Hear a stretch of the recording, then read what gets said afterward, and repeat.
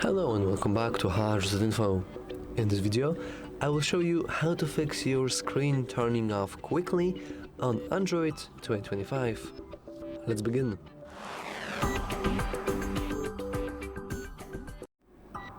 Now, as you can see, after a very short inactivity, my screen is flickering and now will turn off.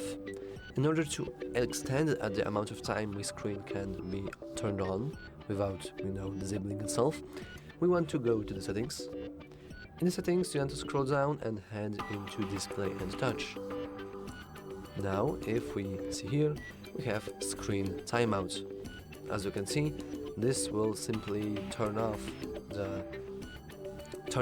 your screen after 1 minute of inactivity. And in order to fix the low time, all we need to do is simply extend the amount of time. But as you can see, this setting apparently needs a password. I will use pattern instead. That's pretty interesting. But yeah, any kind of issues you might have is already fixed.